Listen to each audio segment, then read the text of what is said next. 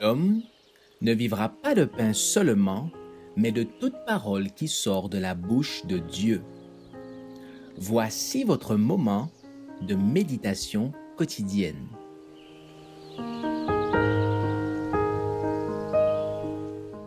Vous recevrez une puissance.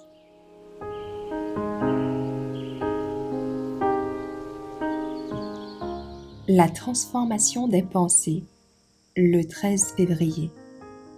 Au reste, frères, que tout ce qui est vrai, tout ce qui est honorable, tout ce qui est juste, tout ce qui est pur, tout ce qui est aimable, tout ce qui mérite l'approbation, ce qui est vertueux et digne de louange, soit l'objet de vos pensées. Philippiens 4, verset 8. Nous avons chacun, en tant qu'individu, une œuvre à accomplir, à ceindre les reins de notre entendement, à rester sobre, à veiller dans la prière.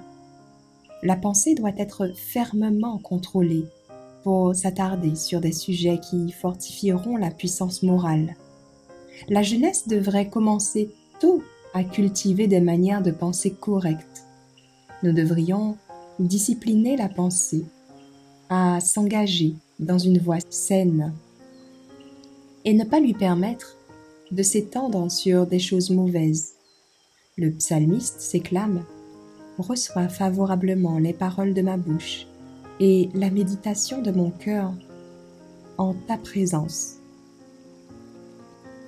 Ô Éternel, mon rocher et mon rédempteur. » Psaume 19, verset 14.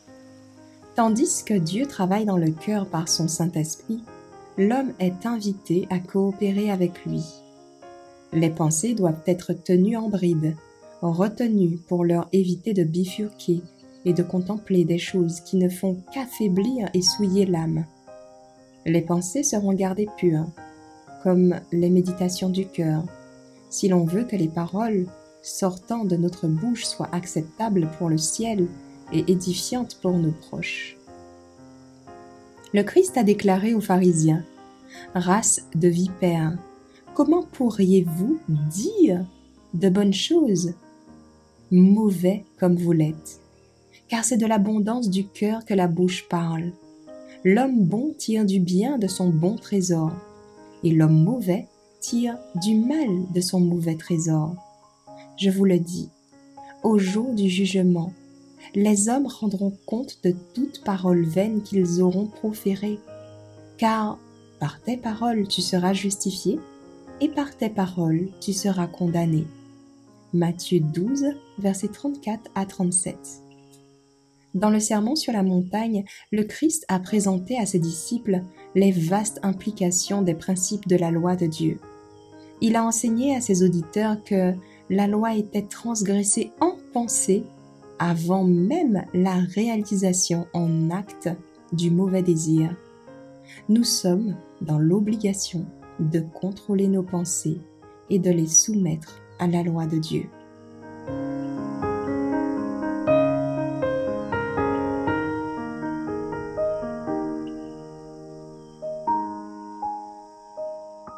Merci d'avoir écouté cette présentation.